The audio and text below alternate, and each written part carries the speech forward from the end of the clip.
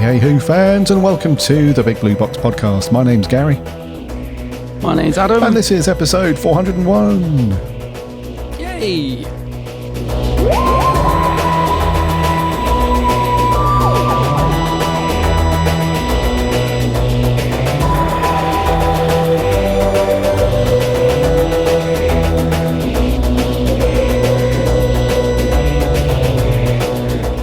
Welcome back to another episode, everybody. It's good to have you here. We hope you've had a cracking week and that you've all managed to do something Doctor Who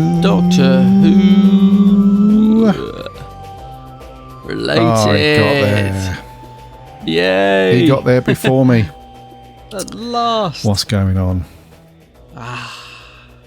It's because I was worried about the fact that I'm back up in my little loft recording this, and I know there's an even worse delay than we normally have, so I was like, right, I've got to get in quick today. True. So yeah. Nah, good shout, dude. Yeah, you beat me on that one. Fair play. So welcome to 401 Doctor Who fans, and this is your first time listening to the Big Blue Box, then welcome aboard. It's awesome to have you here listening to us waffle on about Doctor Who, or if you're coming back, if you're one of the old grizzled ancients, then also welcome back. It's all good to have you here. We nothing crazy in terms of news as usual. It seems there's been a couple of wee bits knocking around with little interview snippets and whatnot based on this episode and stuff. Nothing too heavy, nothing crazy. So we've no news to dive into, but we will be getting into our review of Rogue, the latest episode from season 1 shortly. How have you been, dude? Have you had a good week? I don't think you've done much Who-related stuff, same as me, I think. no, not much Who-related stuff, mate. I was in town yesterday, or Tuesday even. I picked up the new Radio Times with Shooty on it. There's a little interview with RTD in there, talking about the fact that he's busy writing Series 3, although it's not been greenlit yet. So he's busy writing it, ready to get the big old thumbs up from Mickey Mouse. And he also talked a little bit about the ratings, actually, which is interesting, because he was sort of he didn't wash over it, which was quite nice. He just sort of said, they're not what we were hoping for. We would have liked bigger ratings, but he still seems fairly happy with them, apparently. So yeah, cool little interview in the Radio Times. And I also picked up a little 1,000-piece jigsaw puzzle, a Doctor Who one from the charity shop. And I'll tell you what, mate, if there's anything guaranteed to take up my day and stop me doing anything else, it's a blimmin' jigsaw puzzle. And this is one of the Pandorica TARDIS explosion painting. Oh, nice. Whatever. Yep. Do you remember that? So, and it's 1,000 pieces. And I'll tell you what, I don't think I'm ever gonna finish it. I can't even find the edges. Puzzles I find addictive, mate. So I've been doing that, trying to do that. But yeah, apart from that, I haven't really done much this week, really. I watched Doctor Who at midnight when it was released, and I gave it another watch yesterday just to make some notes. I always like to watch an episode twice, as you know.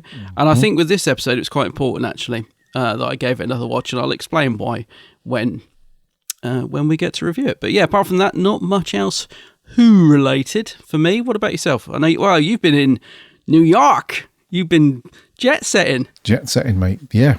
Yeah, to New York. So how was that? I saw you outside the Ghostbusters firehouse, which is I've only been there once, but man, it's one of my favourite locations I've ever visited. Because it looks exactly the same, even as the Ghostbusters sign still up. So yeah, how was New York? Yeah, New York was awesome. Thank you, dude. Yeah, a very nice little trip for me and my good lady wife. We it was a no kids trip as well, so that was nice.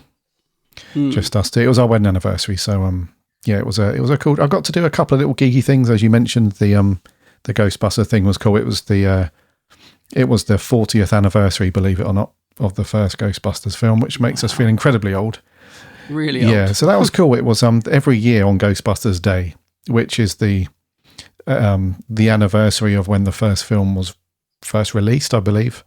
in the US. So every year you get a huge sort of congregation of Ghostbusters fans outside the firehouse down in Tribeca in New York, which is cool. And this year, because it was the 40th, it was a really big event. Pretty much the whole street was just packed with people cosplaying and it was a real good. It was almost like a little sort of convention, if you like, a Ghostbusters convention, because they had they were giving away posters, there were signings, there were a couple of people who were in the film doing autographs and stuff, and there was a few Ecto 1 replica cars turned up, which is really cool, and a couple of people that that released songs for the soundtrack for the first film. They did a little live gig and stuff. It was really cool. And nice. So one of the things that's very cool about it is because it's a working firehouse, the people the firemen that work there are mostly very accommodating to that stuff, so they get involved a little bit. But what's really cool is they do their own line of merch as well. So it's sort of co-branded. You can buy sort of t-shirts and hoodies and badges and stuff of the firehouse branding that's also got all the Ghostbusters stuff on it, and they really lean into it as well. So the Ghostbusters sign is back up permanently outside the firehouse now, and there's the logo that they have for their particular, I think it's called Hook Ladder 8.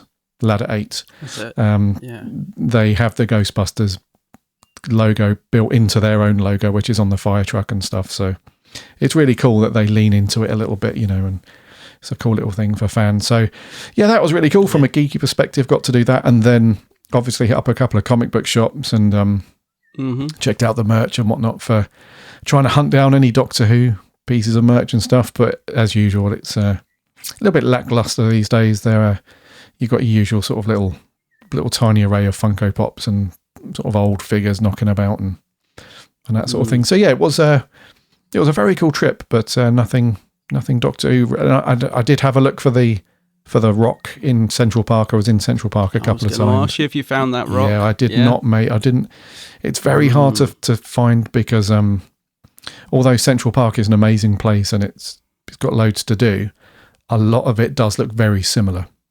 So one rock looks like another rock to a certain degree. So I'm sure there's a fan website somewhere or something where they've pinpointed the exact location and they'll give you the coordinates and stuff. But yeah, having a walk around a couple of times, I couldn't really find it, dude. So yeah. I'll tell you, me and my partner nearly came to blows because I was like, we are not leaving Central Park till I find the exact rock that Matt Smith and Karen Gillan and Arthur Darvill sat on. I was like, and I didn't realise how many rocks there were in Central Park. I don't know. I mean, I knew Central Park was big, but I just assumed there'd be like one big rock, and that'll be the one. So, well, dude, never mind. I'll have to go back myself one time and try and find it. Yeah. Yeah, definitely, man. Yeah, go and even if you just get the opportunity to walk around Central Park, that's a bonus because it's lovely there. So yeah, it's all good, man. So I think your trip was good. So got back. Sorry, go on. I was going to say, you're saying about the merch. Sorry, listeners, because of the delay, we may talk over each other a little bit. So yeah, you just saying about the merch as well. I was kind of hoping that, now the new series has started and there might be, I wasn't expecting us to go back to the glory days of merchandise, but I thought there might be a bit more merch around now, if you know what I mean, because the new series has started. But yeah, still seems pretty light on the old merch front, doesn't it? Yeah, it's a little bit of a, I don't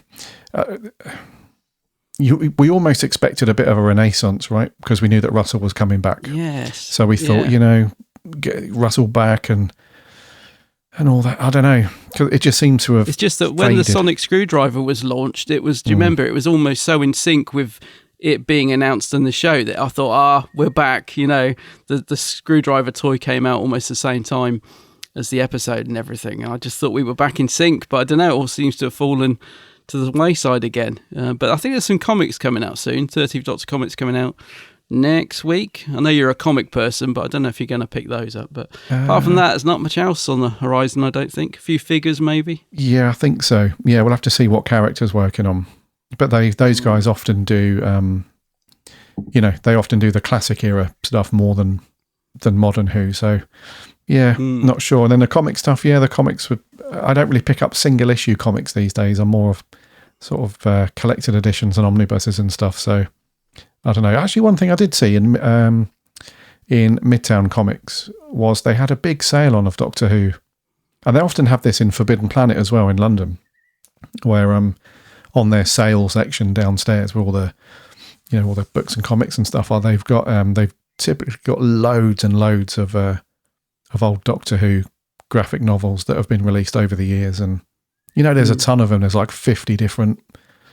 So they had those as well on sale. I think they overproduced those Doctor Who graphic novels over the years. Because you can go into most comic book shops and they're bound to have like 50 of them on the sale shelf, and they're usually selling them for about £2 or something like that, or $5, whatever. So yeah, not much in the way, mate, of at the moment of for Who merch. Maybe it's just because I don't know. I was going to say maybe just because the show's sort of fallen down, in terms of ratings and all that stuff over the years. It wouldn't be a good business decision to start investing lots of money in merch if not as many people are watching it as before. But you mentioned that Russell was talking about ratings, and he was saying that the ratings are not where he'd like them to be.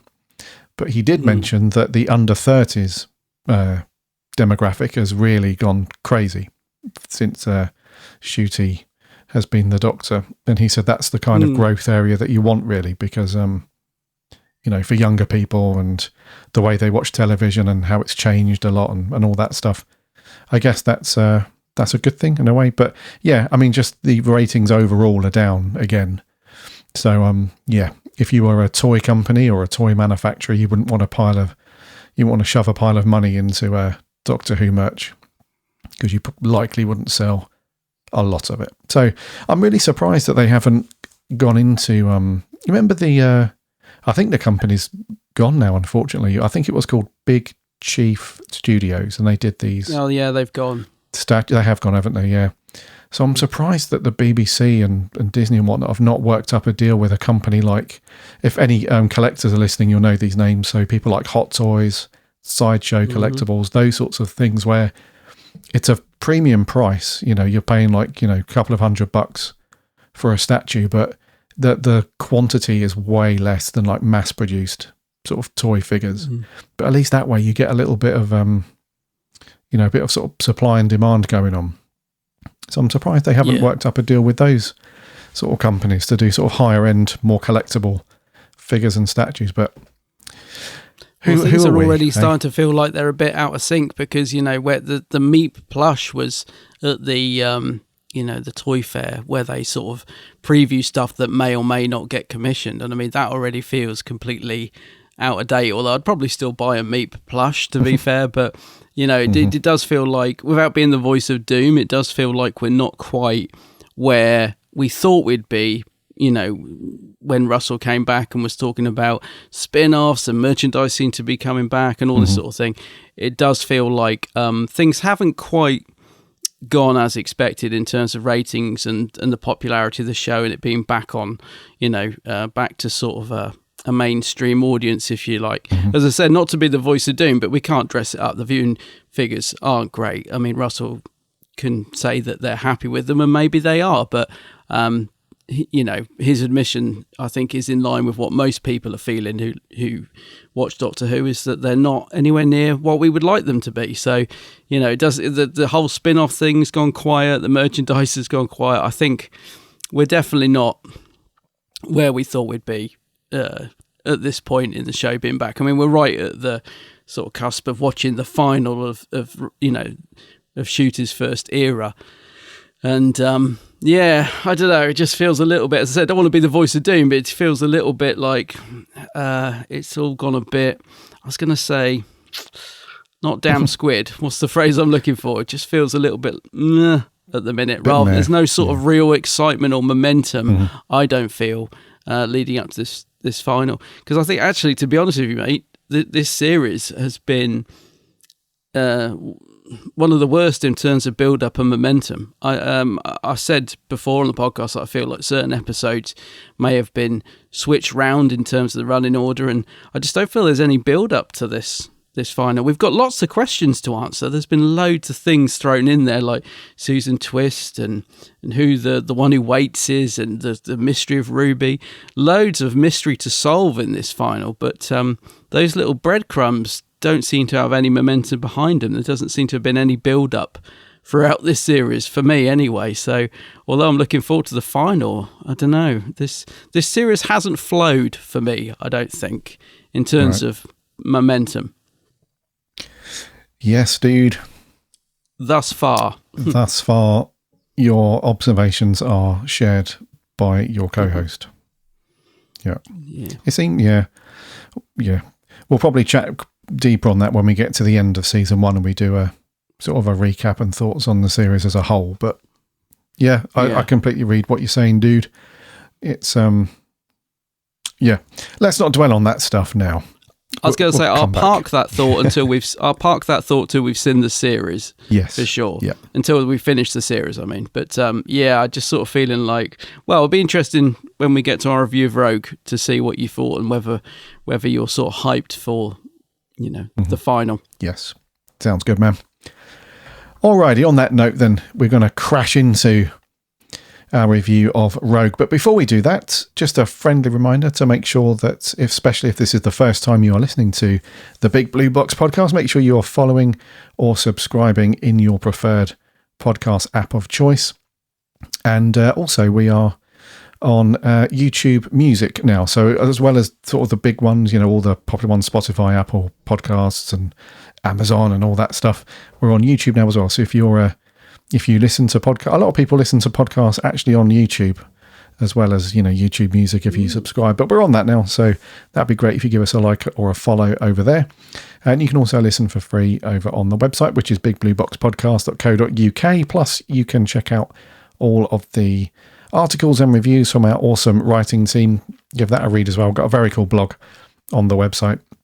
And we have links to go off to the socials as well. We're on all the popular social channels. We chat Doctor Who throughout the week, so come and get involved over there.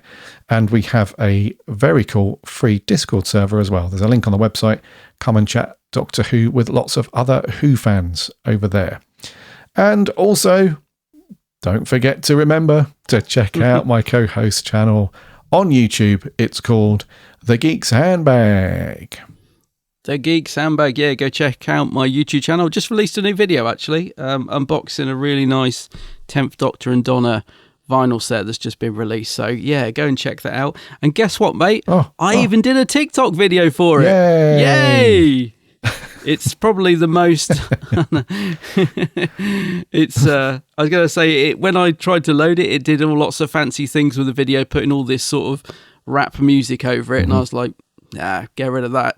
I just plonked the Doctor Who theme on it. So it's I don't know. I think it's an all right little clip. I'm gonna say probably not the most exciting TikTok video you'll find on there, but I'm rather proud of it. It's got some music on there and things. Go and have a look at that, because regular listeners will know how much I hate using TikTok. But go and check out that little clip. Go and check it out. Come on. Go and check it out. Yeah. Go and have a look. And on a serious note, Adam has got loads and loads of very cool videos over on his channel. So it's one of those channels where you have to go and get a tea, get comfy or a cup of coffee, whatever, and go through Adam's stuff. So, how long have you been doing this now, dude? Longer than this podcast, right? Longer than the podcast, mate. And actually, I've got a couple of videos in what I call the Geeks Vault. So there's a couple of videos that I think are pretty cool, but I never got round to finishing them. So there was like a location video I did at the Stones of Blood location, the Roll Right Stones, and I was going through that the other day thinking, right, I must get round to finishing these videos, because I probably look a bit, by the time I upload them, I'll have aged like 10 years, because they were probably filmed like 5 or 6 years ago, you know what I mean? So yeah, there's a couple of little hidden gems in the Geek Vault, but plenty of other videos that I did finish and are up on the channel, so go and check it out. Geek's Handbag. The Geek's Handbag, indeedy. Yes. Right, okay. Let's get into our review of Rogue then. So this was first broadcast back on the, I say back, very recently on the 8th of June. It's the typical kind of runtime for this season, it seems. So this was about 44 minutes, and it was written by Kate Herron and Brian E. Redman. It was directed by Ben Chessel, and it stars Ncuti Gatwa and Millie Gibson as the TARDIS team, and then about a dozen supporting cast members. And the synopsis is: the 15th Doctor and Ruby are in 1813 to attend a Duchess's party, but once they meet a mysterious bounty hunter and a family of murderous shapeshifters, drama to rival Bridgerton ensues. Who are the imposters? What do they want? And this time, what does the Doctor want? Well, I think we know what he wanted. That was quite clear.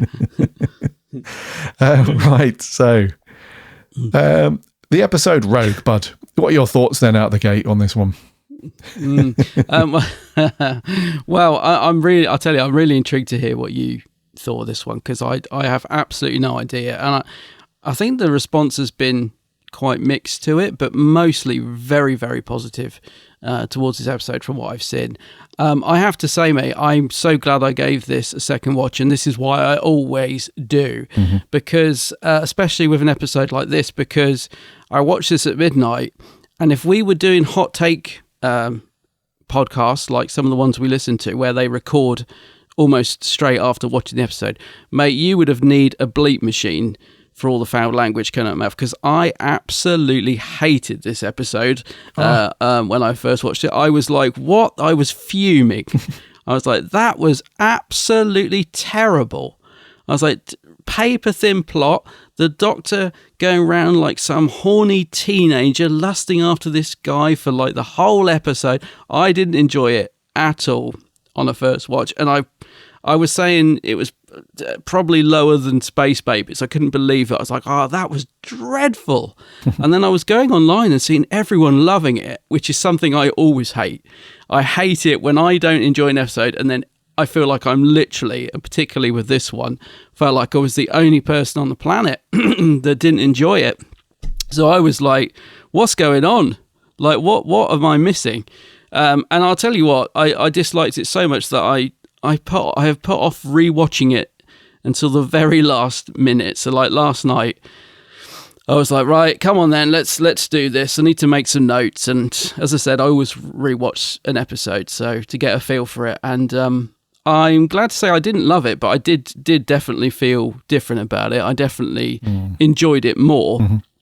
I think maybe just on a first watch, I'm not really one for romance in Doctor Who concerning the Doctor themselves. So, you know, that for me was just consuming up the whole episode on a first watch and was just getting on my nerves, to be honest. I was finding it, Ncuti, or the Doctor rather, really irritating in the episode, you know, when he kept switching the Kylie song on, and I was just groaning all the way through it and just making eyes at Rogue. I was just, come on, what is going on?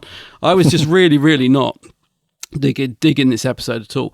But watching it yesterday, I guess because I knew what was coming and sort of all the frustration I'd had on a first watch of, can we just get into the story?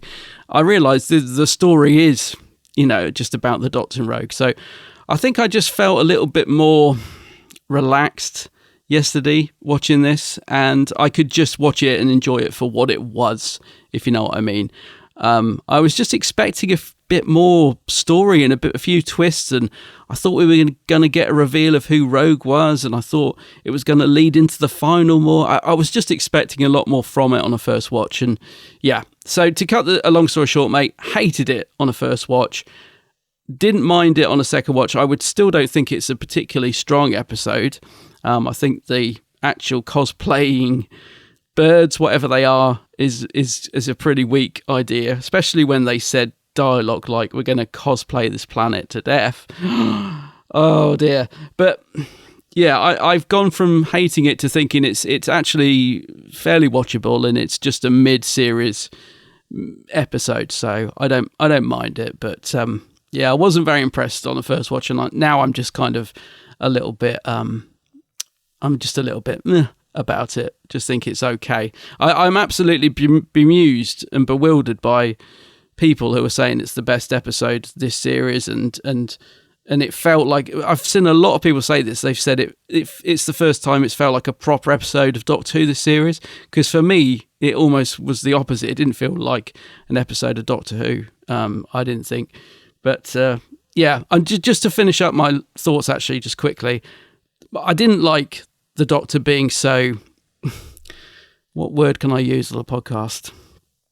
I didn't like the Doctor being sexualized like that. I didn't like him being slutty. I can't think of another word. I can say slutty on the podcast, right? Yeah. I didn't like him being like I just almost found it a bit creepy the way he's just pursuing this guy through the whole episode. I just didn't like that. Made me a little bit uncomfortable. That to me is not what I tune into Doctor Who to see. As a gay man myself, I'll watch, plenty of other programs for that kind of content, but not Doctor Who. So that I didn't like at all. Didn't like the way the Doctor was written, but I think on a second watch I kind of just fell into the okay, it's the Doctor fancies someone, and okay, I just went with it a bit more on a second watch. Right. But right. yeah, not loving this one, mate, to be honest with you. And I'm a little bit conflicted in my thoughts having rewatched it again, because I've gone from hating it to now being a bit confused if I like it or not, if you know what I mean. I know what you mean. So yeah. I need to talk through with this one. What do you reckon? Yeah, so it was all right. it was an all right episode. I enjoyed it way more than Dot and Bubble, put it that way. Really? I enjoyed it more than Dot and Bubble. Dot and Bubble just doesn't sit well with me. And yeah, okay. if anyone that's not listened to last week's review of that, then go and check that out. But yeah, there's just something about that episode that just doesn't. I just can't get on board with it. But so this one, I didn't think it wasn't a great episode. I don't even think it's a good episode. I just think it's an okay. It's kind of a middle of the roadish sort of okay episode for me. Much for the same reasons that you've just gone through, mate. So particularly the whole, the Doctor acting like a. I can't see. I'm struggling to join the dots with this as well, because how do I say this? So the dudes, so Russell in particular, and certain people at the BBC and who else involved, one would assume, Bad Wolf Studios, right? They're not deaf and blind to fandom, right? And I'm not saying for one bit that, or for 1 minute, sorry, that they should pander to fandom in any way or anything like that. But one thing that's been very, very consistent over really since 2005, one thing that's been very consistent is this thing where people are just not really into when the Doctor gets like this with the whole, sort of over the top flirting and being sexy with somebody. And let's face it, mate, in this episode, the Doctor was bloody up for it. He was like, it was almost cringily uncomfortable. I found it uncomfortable in a couple of scenes, I must admit. Yeah. Yeah. It was, yeah. So, my wife looked over at me and just gave me this look as if to say, there's lots of things I want to say right now, but there's just no point saying it because the look on your face is saying the same thing. Yeah. So now, I just want to caveat this, by the way, because there's probably a listener or two that's potentially thinking, oh, don't be a prude, don't be a whatever. It's not about being that, whatever. It's not about that. It's more about, and let me put it this way. When you were younger, right? For me, this is an experience that I went through multiple times. When I was like, 10 years old, 11, around that sort of age. And you're downstairs watching TV with your parents. And you're watching a film or a TV show. And then unbeknownst to everybody in the room, there's an adult sex scene. Right? And it immediately makes you extremely like, oh my God, I do not want to watch this with my parents. This is like the most uncomfortable thing. It was nowhere near like that, but it had shades of that going on. My son didn't watch this with me, but I know for a fact that if he was in the room watching this with me, there was a couple of times where he would have just sort of like, Yeah, I'm probably going to go now. I'm probably going to go upstairs and just watch something else now because, I don't really want to watch. So it just had that kind of feel in a couple of scenes, dude, where it was a bit uncomfortable. I must admit, it was, I don't know, it just didn't feel like Doctor Who in some ways. But yeah. Well, that's very much how I felt on the first watch, mate. I was uncomfortable watching this. And I almost feel like I've got to tell everyone that I, might be listening to this, that I'm a gay man, just so they know I'm not uncomfortable because it was, a gay romance. It's nothing to do with that. It's the fact that, to me, it felt like I've never been very happy with, the Doctor, kissing people, which has been, I know it's been done since the McGann movie, but very much since the show came back in 2005, we had the stuff with Rose and Madame de Pompadour and blah, blah, blah. It's just never a characteristic of the Doctor that I've liked that's been, included in the more recent sort of era, if you want to put it that way. Because I am a fan of I grew up with the classic era, and that character of the Doctor, the more... I'm okay with a bit of flirting, and like Matt, would make quirky lines about River Song and all that. I'm okay with like a bit of that, a bit of fun flirting or the odd line here or there or whatever. But this was so full on, mate. This was just so like, there's no, other way than into it. He was pursuing this guy throughout the whole episode, and it did make me feel uncomfortable watching the Doctor do that. And I must stress that it's because it was the Doctor. If it had been two male characters, in the episode, I probably wouldn't have felt so uncomfortable with it. But because it was the Doctor doing it, it felt very jarring to me. And, I think a younger audience who perhaps, have only watched the series since the show came back to 2000 probably don't feel like that. But to me, as someone that's grown up with this very... with a Doctor that, back in the classic era, wasn't even allowed to put his arm around the companions because it was just a no-no.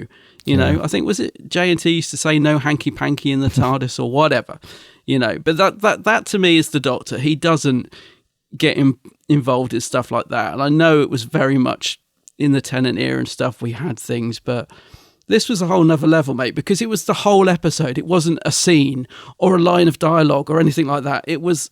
the entire plot really was focused on that. The alien, the cosplay and alien storyline was really just thrown in there to justify it being an episode of Doctor Who. That's not the story they wanted to tell. That was just, that was just sort of like the fluff around this storyline about the Doctor falling in love very quickly with a guy and getting engaged and all this sort of thing. So, yeah, for me, it wasn't to my taste. That's the best way I can sort of say it. This episode just wasn't to my taste in terms of Doctor Who. Yeah, agreed. Yeah. If talking about the bigger story, then, I don't know how about you felt about this, but, we've commented a few times already since we've reviewed this season, and we often do it as every new season comes and goes, that the production side of things is really good, and it seems to look more and more sort of cinematic as every season goes past, which is the case with this one without a doubt. It does feel it looks amazing, and all that sort of stuff. But it's getting to the point now, I think, for me, where because of that, or contributing to it, should I say, is that some of these episodes, and this one is a perfect example, it feels like it's style over substance now with some of these things, because the story's just not grabbing me and making me feel like, oh, that was a great episode of Doctor Who, or I'm not leaning forward on the sofa because there's a point in the story where I'm like, oh my god, what's going to happen, or I'm not getting any of that at all. It's only been a few times in the season. I think 73 Yards I was like that. There was a few moments in that story where I was sort of leaning forward a little bit and wasn't certainly didn't reach on my phone or anything like that. And I love, that's what I want to come away thinking and feeling like, that was either a thought-provoking episode, or it was an intense or scary or whatever it is. Excuse me. But with some of these episodes, like this one especially, it's like there's no the main story doesn't deliver anything that's like, I don't know, we're not looking for anything sort of profound here. We're not looking for, earth-shattering, crazy stuff that's, people are going to talk about, and, we're just, I'm personally just looking for a story that's got a bit of weight to it, a little bit of, like there's no, like the monsters are defeated so easily in this season. So it doesn't seem like there's any, the stakes are not very high. There's no consequence to anything. It feels like the only time we really had that a little bit was in the Beatles episode with Maestro. That had a little bit of, something big's going down and that sort of thing. And, obviously it transpired. It was just a bit of a sort of a RuPaul Drag Race-esque kind of sing-off thing. So even then, it wasn't crazy stakes. But yeah, I don't know, mate. I don't know about you, but the story as a whole, it was very, very... and it surprises me as well that that both Shooty and Millie said that this was their favourite episode to make. Really? And their favourite episode of the season, yeah. So, I mean, I get it from their point of view. It's an opportunity as actors to like do the whole period thing and, sort of a bit of a, not a spoof, but, a bit of a thing with Bridgerton and all that. Yeah, so I get it from an actor's point of view. It must be cool to do all that stuff, but I don't know. What do you think to the story? Because the bird, the bird eating people monster sort of thing, it kind of smacked the big pigeon guy. Yeah, it kind of smacked a little bit of like a real cheesy old school.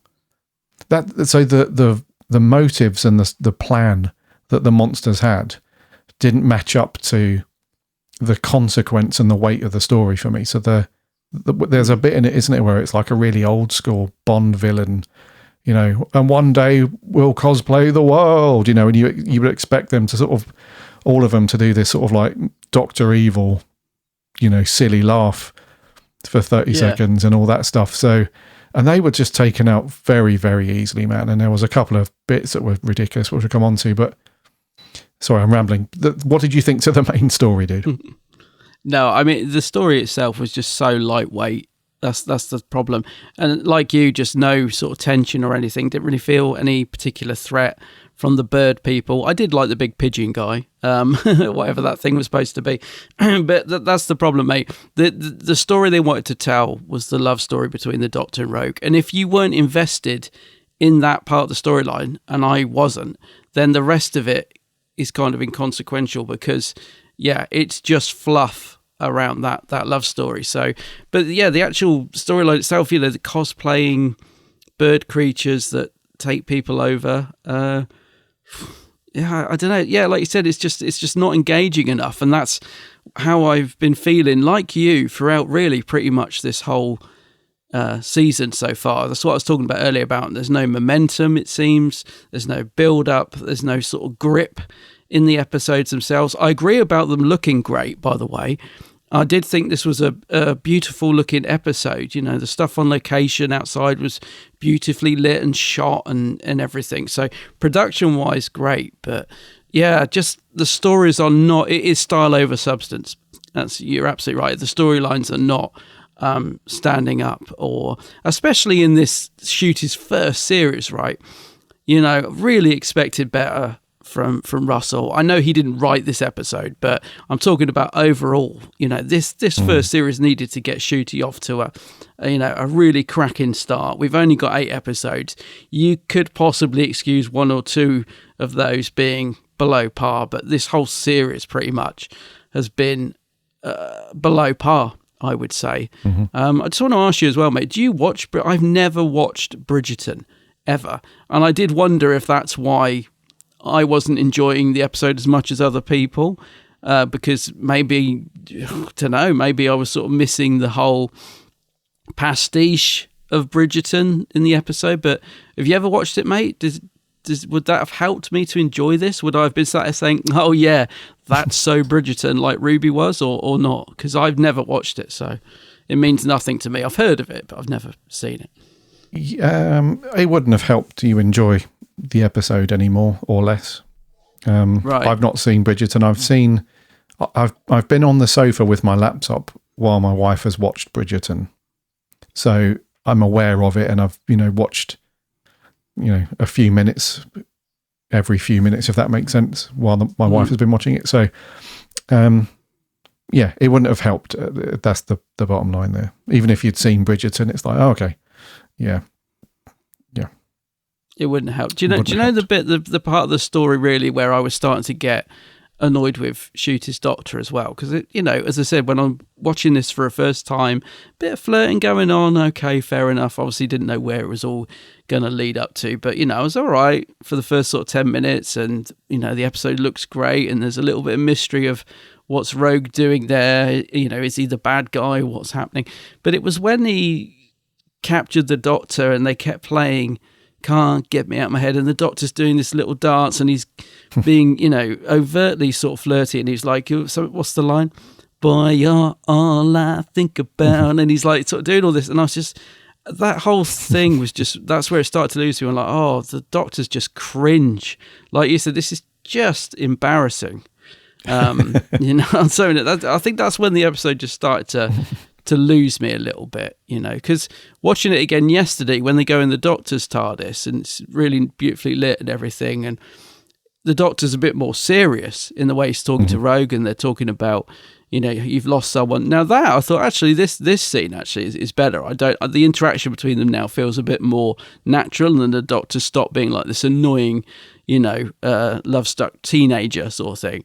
So it sort of got a bit better for me. But it did also strike me that the Doctor used to electrocute people on the console if they come in the TARDIS. If you think back to the first Doctor, when Ian and Barbara burst in, because they'd seen the ship, that was it. The Doctor was horrified. They were sort of kidnapped, and electrocuted when Ian touched the console. Now the Doctors meet someone for 5 minutes and he's like, come on in, travel with me, let's argue across the stars. And it's like, really? What's going on? Again, it just feels very, very far removed from like the character of the Doctor for me. And yeah, times change, I get it. But even so, it just, I don't know.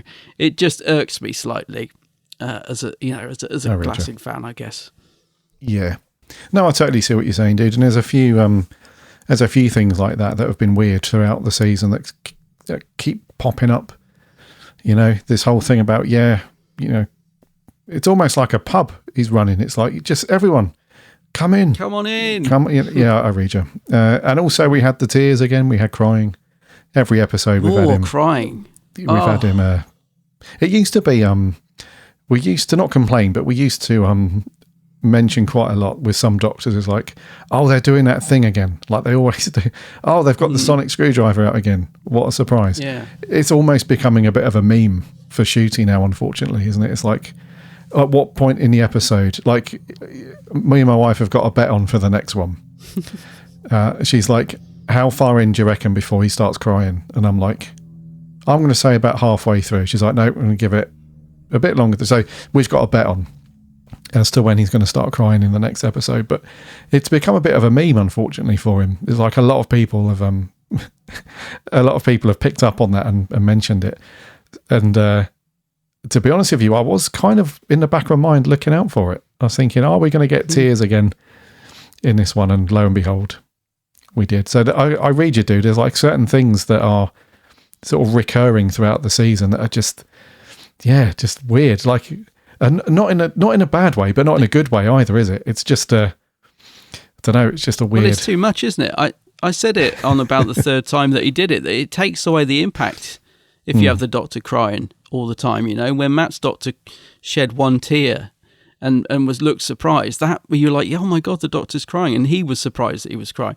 Now the Doctor cries. It's been every episode bar one. I think there's been one episode this whole series where he hasn't cried. Is it an intentional thing, mate? Or have they just have the writers all put it in and they've and it's just a coincidence? Surely, well, it can't be, because Russell oversees this, right? If he he would have noticed that every script he's had. Oh no, he's written most of them, hasn't he? Most I was going to say he would have noticed in every script that the Doctor was crying, but yeah, he's wrote all bar 2 of these. So what is going on? It's one thing to make the Doctor emotional, but he doesn't have to blub his eyes out at every opportunity, because it does make the character look weaker. And it, as I said, and the impact is lost if he's crying all the time. Like, I think which episode is it where I said that crying was justified? You sort of thought, I thought maybe Dot and Bubble at the end. I thought, yeah, okay, I can see him being that upset, he would cry. But the others, I mean, Boom, I don't even think in Boom it was necessary. I think he needed to look terrified, but I don't think he needed to be crying. You know, it just takes away the impact for me, mate. I don't understand why they're making him cry every week. And I guarantee you, it won't be the last time we see him cry. No, it won't be. No. Yeah, no worries, you did. Yeah. And that's what I've mentioned earlier about the consequences in the story and the stakes and everything. We're not talking about the Doctor crying over not being able to save people or not being able to accomplish something. He's crying because a person that he met mere minutes ago that he wanted to sleep with has now gone. Yeah. You know, sacrificed himself to save Ruby. And that was an interesting thing, wasn't it? So early on in the episode, when they went into Rogue's ship, the Doctor was trapped on this thing on the floor. What was it called? Whatever the thing on the floor was. Triform trap or something like that? The Triform, yeah. Yeah, the Triform. So he's stuck in that place and then it charges up, and then once it charges, it sort of teleports him to an incinerator, I think. So that was the thing. We sort of had that established in the episode. It's like, right, you're stuck. You physically can't move from the thing, from the Triform. And then later on, there's a bit of a... And I can't stand it when writers do this, dude, in TV shows. It's like, right, how do we get Ruby off of this thing? Because we can't kill Ruby off, obviously. So how do we get Ruby out of the Triform? I know what we'll do. We'll do this thing where the Triform sort of works. You know, you have to sort of, you know, let your sort of your what's the phrase? Just suspend your belief on these things. And so Rogue basically just shoves her out of the way. That's it. Yeah. You just push somebody out of the way, you know, and that's it. So Ruby's saved. And it's this thing where we see it all the bloody time, where you've written yourself into a corner. So how you've got to the point in the episode where everything's, from your point of view as a writer, you probably think everything's going swimmingly here. We've now got this big climax where the bird creatures and Ruby are trapped, because we had the little twist, haven't we, at that point where it turns out it's not Ruby. Yeah. Even though she would manage to do the whole head turn thing and all that. God knows how she managed to do that if she was not the bird. But anyway, so we have the twist that Ruby enabled the psychic earrings into battle mode. Oh, the psychic earrings. Yep. So we have the little matrix thing there where all the martial arts are downloaded into your brain and all that stuff, which is kind of cool, I guess. She defeats the bird creature and then she's undercover, essentially. So we have all that bit as a climax, and then it's like, okay, we've now got to this bit, it's all good. How do we now save Ruby? Because we've just established, we've literally just told the viewer a little while ago that when you're in the Triform, you're in the Triform. Can't really do anything about that until it's disabled or whatever. But it's like, well, we can't disable it, so what do? We just push her out of it, I suppose. What else? What can you do? It's like, you can't kill her. You can't, you know. So anyway, what did you think? Little plot points like that are just very... bad writing, dude. It's called lazy writing. I thought exactly the same. I thought, did I miss something? How did he just push her out like that? And so, okay, so the whole thing is just completely doesn't make sense, because when you see Ruby and the bird creature fighting in the first scene, before we know it's that Ruby's hit her with a book, you see electric shocks outside the door. So we're you know, to tell the viewer that Ruby has been taken over, right? in the flashback to that scene, there's no electricity flying around. Ruby hits her with a book. Oh, well, so she didn't get taken over then. Then you've got the thing of, well, hang on, the Doctor's got the final piece of the triform trap to put down. How did the other two pieces get there when they were watching it all from the balcony 2 minutes ago, but suddenly the other two pieces are exactly where they need to be?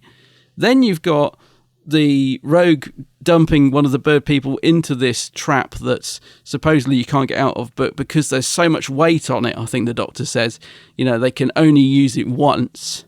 So he dumps another bird person on, making the weight even more, but still we can't get Ruby out.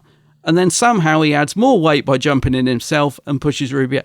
None of it really makes sense, but we're supposed to just let it go, just blink, don't worry about it, don't question it, just go with it. And again, to me, it's just, it's poor writing, to be honest with you. There's quite a lot of little plot holes like that I noticed throughout, watching this again. But that whole scene, mate, yeah, it's, you've got all the tension and the Doctor crying and stuff, but I'm just sat there thinking, well, how did he just push her? What, could the Doctor have done that? Would the Doctor have not sacrificed himself for Ruby if he knew that he could just push her out of the trap? Or would he have just pulled her out of the trap anyway? It just doesn't make sense. It takes away the whole sort of tension from the scene. Oh, so you could just push her out then? It annoyed me as well, mate, to be honest. It just... Yeah, it was just lazy, I think. Lazy writing. Yeah. It happens a little bit. Typically with Doctor Who, it happens where the writers have moved the characters into some kind of situation, and the only way out of it is to use the sonic screwdriver. The sonic becomes a little bit of a crutch almost to the writing, because it's like, we can push the envelope a little bit. We can put the Doctor and whoever else is with them in certain situations, knowing that we've always got that safety net that, the Doctor's got his sonic screwdriver. That's normally the writing that you get with Doctor Who in that respect. But in this case, it was literally the triform thing. Well, what made it more disappointing is because I was actually quite, for an episode that I wasn't really enjoying it, at last I was getting a little bit like, there was a moment of tension. The Doctor's like, triform off. He was getting really agitated, and I was thinking, oh my God, the Doctor can't save her. How is she going to get out of this then? There was actually a moment that drew me in, like you said, not edge of the seat, but I was finally like, and then, it's all right. I've just pushed her out of it now. And then I was like, it just was like, oh, really? Yeah, it was almost like they just couldn't think of they backed themselves into a corner and couldn't think of how to resolve it. So, we'll just push her out. It's fine. Everything's fine. Yeah. That was so, plot holes aside and little things like that. Did you think, in comparison to some of the other episodes that we've had so far, which in some respects have felt a little bit kind of experimental, shall we say, for Doctor Who, did you get the feeling that we were back to a kind of good old-fashioned, isolated creature of the week, meat and potatoes Doctor Who episode? Did you get that feeling from this one, or did you still think that this was up there with like just trying stuff, whether it worked or not, who knows? But because I got that feeling, I got the feeling that it was kind of, it's just the Doctor and the companion, dropped into a situation where, monsters are trying to kill people and whatever, take over the world. So if you take we'll get onto this in a second, this whole thing with the Doctor and Rogue, but if you take that out of the equation, did you think the story without that was like a bit more of a classic Doctor Who episode? I did on a second watch, yeah, and I guess that's what people are saying. When I saw people commenting saying this is the first episode of this series that feels like a proper Doctor Who episode, at first I didn't get that. I thought, because I was just basically focusing on the Doctor love story. But when I watched it again yesterday, I do see what they mean. The Doctor and Ruby just, going up against creature of the week and, in a contained setting. And yeah, I kind of get it actually now. So I suppose in that sense, it is a more, in brackets, traditional Doctor Who episode. I think what I'm saying is it's a sort of more traditional Doctor Who episode where the Doctor doesn't feel like the Doctor to me. Right. Yeah. If that makes sense. Yeah. No, I read you. But I think for me, that was one of the things that did make me think, okay, this is an okay episode. just because, yeah, I kind of miss that in some respects. Don't get me wrong, I love the whole wider story arc, unless you go sort of too nuts and go Moffat with it. But, I love that the whole sort of continue. But for this season, I'm really liking the whole Ruby, who is Ruby, what's going on. I'm loving that story arc. Yeah. And I think this, I could be wrong, but this is the first episode, right, where we didn't see anything to do with that at all. So there wasn't any, like, what's going on with Ruby. There was no snow indoors and all that stuff. So that's why I thought, okay, this is a nice kind of little detraction from all that stuff and a nice little isolated story. And yeah, I think because if they'd have thrown in like some big arc stuff as well, I might have thought like, okay, this is not great. But yeah, just to sort of round off the whole feel of the episode and the story and that sort of thing and how it fits into the season, I didn't mind that it was a nice isolated little one-off creature, the sort of creature feature thing, if that makes sense. It made it an okay episode for me. Yeah, I think that's why I enjoyed it more on the second watch, because I'd kind of got the, annoyance I had over the, the love storyline and was just sort of actually watching it as a, like you said, just quite a standard Doctor Who story of these bad creatures being, defeated by the Doctor.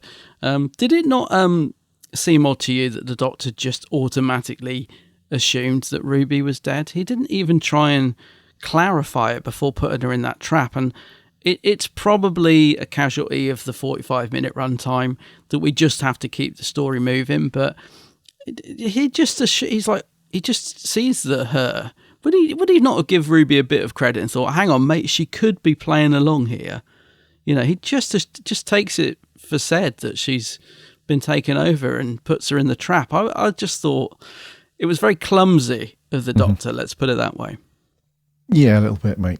Yeah. Yeah. And actually, although you're right about not having arcs in this episode, I'm just thinking how beautiful it would have looked having the snow fall in that setting. Because as I said, this episode looked great. The locations they found and, the ballroom and all that, it all looked beautiful. Would have been quite a nice episode to have had some snow falling, but it probably benefited from not having all that extra baggage thrown in, I suppose. Yes. Yeah. No, I agree, mate. Although, actually, while I think about it, we did get the Shelker Doctor thrown in, which was a very odd inclusion, right? So when we saw the Doctor's faces, that was an odd thing to throw in there. How did you feel about that? Because I didn't even realise, I didn't even clock who it was when I watched it. I just thought they'd thrown a random face in. I was like, oh, okay, they're throwing in random doctors now. But then obviously everyone picked up that it was the Shelker Doctor, and I was like, right, Richard E. Grant. Okay, interesting. So I'm not reading too much into that myself personally. I kind of just thought it was a quirky thing to do. Didn't mind it, but how did you feel about it? Were you like, did you realise it was him actually first when you watched it first of all, or?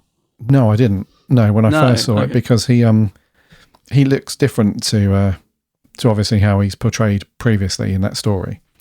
But no, I didn't clock it at first, and apparently they took a new picture of Richard E. Grant for it. This is not they got him in to do this picture specifically for the episode. Yeah. Which is interesting. So you say, I'm not going to read too much into it. Should we or not? I mean, if it's seems like a big thing to get an actor in just to take a photo. What, you think there may be more to it? Yeah, well, okay, it's interesting. Maybe there is. Yeah, I'm not sure, mate. I mean, there probably isn't. It's just a nice little bit of fan service, because people go nuts for that stuff, and we do too. You remember in the 11th hour when the Doctor's up on the roof, and we have a very similar scene almost with those those images of past Doctors and stuff, and Matt Smith walks through them and sort of declares himself as the new Doctor properly, sort of thing. Yeah, that kind of scene where sort of it shows for all the previous Doctors and stuff. Fans love that stuff, So I know it's always. I mean, I did like all the seeing. It's always something about seeing all the classic Doctors appear. He was also, who did he play in the the snow. What The was Great that? Intelligence. Was he called the Snowman? Yeah, the Great Intelligence. So could he randomly be the Great Intelligence showing up in the No, I wouldn't Doctor's have thought face? so. I don't know. It's very strange. He's also, of course, in the. Well, it wasn't Comic Relief, was it? What's the other Doctor he's in? Curse of the Fatal Death. Was that Red Nose That's Day? He was a Doctor. Yeah. So it could be him. You never know. It could be. Oh. Could be anything, mate. Could be, yeah. I would imagine it's just the, yeah. But yeah, I mean, I thought it was interesting that Richard E. Grant had come back to do that, because there's like a billion pictures of Richard E. Grant in the public domain, and also probably a bunch of stills and all stuff when he was involved in Doctor Who before. They could have very, very easily used any picture of him for that. So yeah, I just found it interesting that he was brought in just to do that. I mean, that would have been what, a 10-minute job for him, and he would have had to have travelled to wherever, not saying Wales, but somewhere to have a proper photo done. I don't know, there could be, but it was cool nonetheless. You know, it's always good seeing the all the previous Doctors and stuff. It was kind of cool. Yeah, I thought it was a quirky thing to do. Yes. Okay, let's talk about some characters then, because there were a couple of really good actors in this one, dude. A couple of some great casting bits. So outside of Ncuti and Millie, what did you think to... let's go in with Rogue then straight away. So played by Jonathan Groff, who's a really good all-round actor. He's is in sort of TV and mainly TV and stuff, but a really good theatre actor and singer as well. So a really good range and stuff.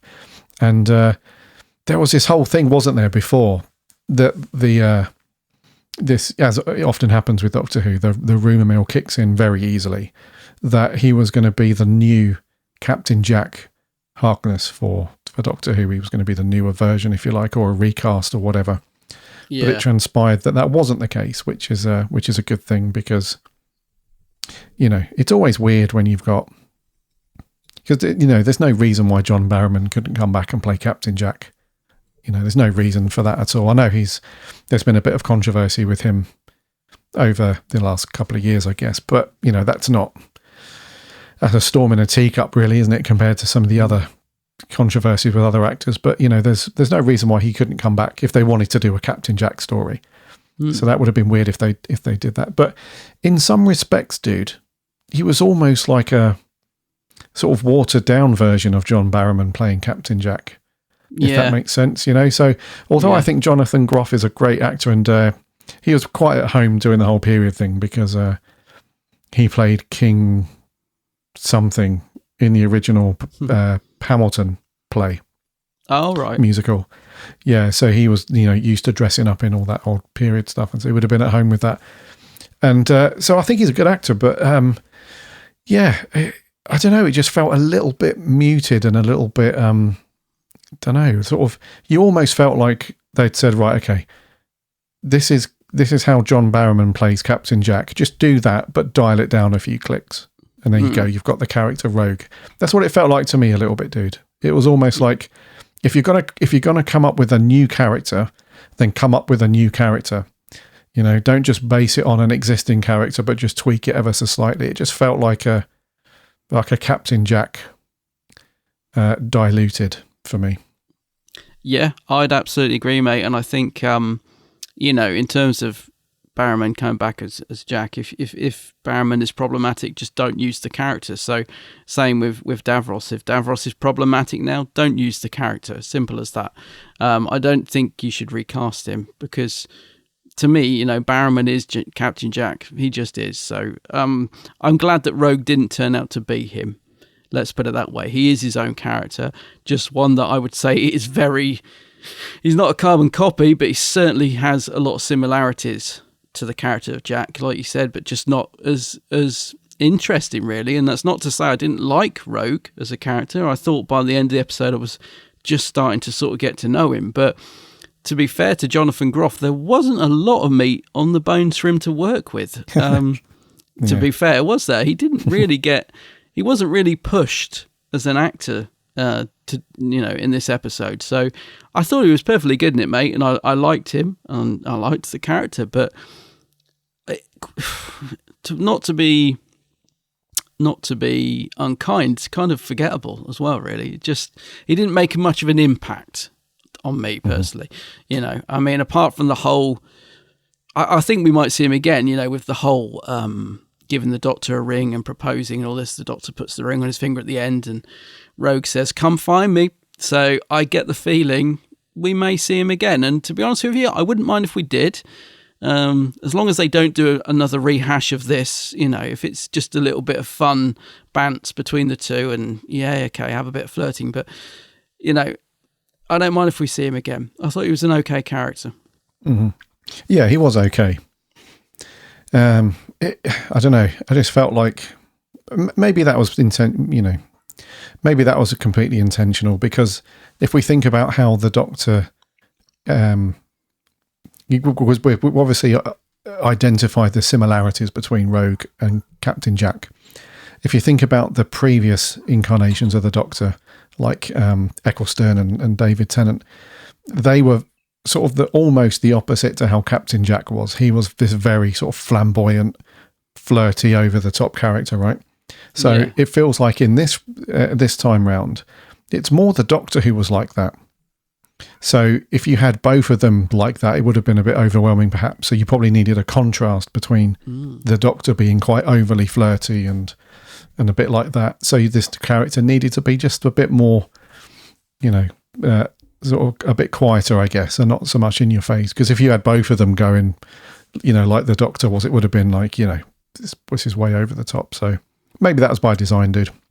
Were you disappointed we didn't find out who he was? Because there'd been a bit of a build up to it, on social media through the official Doctor Who account. Who is Rogue? And he's gonna change the Doctor's life forever. There was a little bit of a build up to this sort of reveal of Rogue, which we never found out who he was. But me personally, I kind of think it's better that way. It gives a bit more mystery to the character. So I wasn't too bothered that they didn't give us any answer there. I mean, you could sort of read into it. If you want to believe it's a young Captain Jack, fine. If you want to believe it's who else could it be? River Song, regenerated. I don't know. There's lots of things, but I think it's better to have him as his own character and just have a bit of mystery surrounding him. So I wasn't too bad. I was expecting a reveal because they'd sort of led into that, especially when the Doctor's like Rogue. Ooh, that's an interesting name. But there was no reveal. He just came and went. But were you happy with that, mate? Or did you want some reveal of, oh my God, he's the Master it was the Master after all, or he's a Doctor that we've never seen before. He's one of the in-between Doctors. There was lots of rumours before this episode aired, but you glad we didn't get any answer? No, well, I'm glad. We didn't get any answer. No, I'm not annoyed at all, mate. No, I think if this story turned out to be a lot more substance to it, then yes, it would have been nice to have that reveal at the end. Not so much a Scooby-Doo moment where it's like, and I'm this person, but even if it dropped a few hints with the intention that the character would come back in a future story to find out who he was, and left a bit of a cliffhanger. But because it was just so, it turns out he was just a bounty hunter, really, and that was it. And there wasn't much to it. Then I can't see that character coming back again. Let's put it that way. I was surprised the Doctor said he was attracted when he said, "Oh, bounty hunter." The Doctor was like, "Oh, a bounty hunter." Would the Doctor really approve of that sort of thing? It's like, I don't know. Even that felt a little bit out of character for the Doctor for me. Like, would he want to date a bounty hunter? It's not exactly the nicest profession. Shouldn't the Doctor disapprove of that? He seemed to almost be turned on by it, for want of a better phrase. Yeah. All right, we'll come on to that in a second when we talk about Shooty, dude. Okay. Yeah, because there's some stuff around that. But anyway, Jonathan Groff, great actor, pretty good performance in this. It was pretty good. It just felt like they should have distanced the character a little bit more from Captain Jack and made him his own thing for me. Mm-hmm. Yeah, kind of agree. Yeah. Yes, and then we've got Indira Varma, who was as the Duchess of Pemberton. She's back, been involved with Doctor Who a little bit, I guess, in the past with Torchwood and whatnot, and Big Finish. So She was pretty cool, actually, dude. I quite liked her performance. She was good. She sort of hammed it up a little bit, you know. There's like the evil sort of leader of the bird people, and and did that whole thing. And yeah, I thought she was cool because she had this thing where when she was chatting to Ruby, and Ruby was coming across like using modern language and, you know, taking a mick out of the boys a little bit and all that stuff. She was intrigued from like two angles as a character. You know, she was intrigued because of the time period. Like, you know, you sound so, you know, the way you talk about things is, you know, she's fascinated by it, but she's also fascinated from, you know, the bird creature sort of thing, because it transpires, we find out later that these creatures are killing people to sort of take on their form as like cosplay. They even mention it in the episode, don't they? They're cosplaying as these people. So she's intrigued by Ruby because she wants to take over Ruby's body, and they go off after her and the Doctor, don't they? To do that. So there's this intrigue, and then when she is the bird creature, she's got this kind of hams it up a little bit with the evil villain thing and stuff. But yeah, I really like her. She was good in this one. Yes, I do. I think she's a very good actor, actually. And when Jodie was, you know, announced as leaving, and there was talk of who might be the next Doctor, I was putting her in the ring. I think she would have made a great Doctor. She's got a lot of range. But yeah, she was good in this. I felt she was a little underused, I'll be honest, because she is a great actor. So I did feel like they could have pushed her character a bit more. But yeah, with what she was given in the story and the script, I think she did a good job with it. I thought, I did like her in it. Yes, well, she was good. Yeah.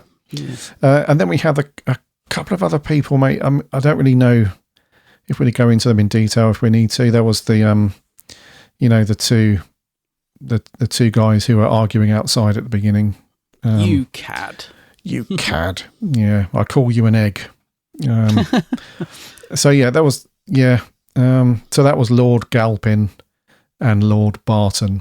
So Lord Galpin was Maxim Ace, who I don't think has been in much before, and then Lord Barton was Paul Foreman again. Reasonably popular TV actor. Has been in a few things. So, and then we had some other people littered throughout. And the girl who was talking to Ruby a bit later on, we found out later that she was Emily Beckett. I think was the character name. She kind of has a nice little chat with Ruby and stuff, and in the library, you know, she's spying on her and Lord Barton, and then they have a chat and a catch up, and he seems like they're going to bond as like girls and stuff. So she was kind of cool. That was Camilla Aiko. Again, not a huge TV actor, but so I don't want to go into too much detail individually, but a reasonable sort of performance from the supporting cast, dude. It wasn't anything too crazy. What about you? Did anything stand out from those guys for you? No, I was just going to say they didn't stand out particularly, but they weren't bad as supporting characters. You know, acting wise, they kind of got the brief, didn't they? And yeah, they weren't too bad, I didn't think. And also, actually, I suppose what was the actor called? You just said the Emily Beckett character. You know, when she becomes when she becomes the bird person at the end, she's like, she hit me with a book, and she you could tell that she was, you know, getting into it, and it's kind of a shame that we didn't see a bit more of her, I think, as a bird person, because I felt like she enjoyed doing that. You know, it was a good little sort of moment for her. But yeah, they were all fine, mate. They all fitted in quite well, I thought. Yeah. Okay, let's talk about the TARDIS team then. So Millie Gibson. Again, I thought she. Do you know what, dude? Out of everything this series, I think I'm more drawn to Millie Gibson more than most things. I think she's having a really, really good. I just love her as the current companion, mate. I think she's just got a real nice sense of. She's got this caring, empathetic attitude towards everything, but she's also quite funny, and yeah, I'm really liking her, dude. And her performance has been really consistent as well throughout the season. Whereas, you know, we'll come on to Shooty in a second, but yeah, she didn't have a great deal to do in this, let's be honest, but the bits that she was in, I think she had another really good performance from me. I'm really liking her, dude. Yeah, I don't think it was her best episode. Like you said, she didn't have a great deal to do. She felt a little bit flat to me compared to her other episodes, but I do love Millie as Ruby. She's absolutely up there at the moment as being one of my favourite companions from the new series. She's got a lot of heart. She's very caring. You know, she looks out for the Doctor as well, which I like. You know, you can feel that sort of love that she's got for him already. You know, at the end, she sort of takes care of him like best friends do. So I really do like Millie. By saying it's not her best episode, by the way, there's no criticism of her. I think she did great with pretty much what she was given. But yeah, I think she's been stronger in other episodes, stronger written. But I like you, mate. I think she's fantastic. She's kind of, for me, she's holding this series together. And it is a testament to her as an actor, because she's a young actor. She's only 19, I believe, or she may have even been 18 when she filmed this. She's shown great range, and she's been instantly likable, I would say. Yeah. But even Russell hasn't given her that much to work with. He hasn't really developed her character that much. We don't know a lot about her, which in some ways is intentional. I get that, because there's this mystery surrounding her. But considering what little characterization she's had, I think she's really brought the character to life. And yeah, she's a very warm, likable character. I really do like Millie Gibson in this. I'm gonna be sad if she turns out to be some, I don't know, if the conclusion to her story arc and this mystery around her, I hope it's satisfying. I hope they don't sort of do anything too left field or do anything to ruin the character, because I think she's a great companion to the Doctor, and I'm sort of sad that we may be losing her as a full-time companion very, very soon, and so soon into Ncuti's run. I don't know how much she's going to play into Series 2. I get the feeling not that much, but so I'm kind of sad that we're losing her already, because I think she's been great this far. I'm slightly worried about what the conclusion to her arc is going to be. You know, what are they going to do to the character? That's is a bit of a concern for me, but we shall see anyway. But yeah, she's been great. Yes. Yeah, I agree. She's been very cool. Yeah. And lastly then, our Doctor, Ncuti Gatwa. Yeah, an interesting thought on this one, dude, then. So do we have to put some of the cause to this at the writer's feet, dude? Or I don't know, because it feels to me like, so just to say out up front, I think Ncuti is amazing as the Doctor, don't get me wrong. I think so far we've seen some amazing stuff from him. But it's weird with some episodes is that I'm struggling to pin, not that it matters, but I'm struggling to pinpoint where some of this stuff is coming from with the whole, especially in this episode, the whole overly flirtatious thing. And like we were saying earlier about, there are a few scenes with him where it was sort of borderline uncomfortable and a bit cringy to watch. I'm struggling to pinpoint where that's coming from, because I think you often have these meetings and chats with, especially with Doctor Who, where an actor will say to the director or producers, or in this case, Russell as the showrunner, they'll have this whole thing around, you know, what sort of Doctor do you want to be? You know, what is it you want to bring to the role? What is it you want to portray as your version of the Doctor? And there's limits to it, and there's things where I'd be fascinated to see how those chats went down, but because it would have been really cool, to be a fly on the wall.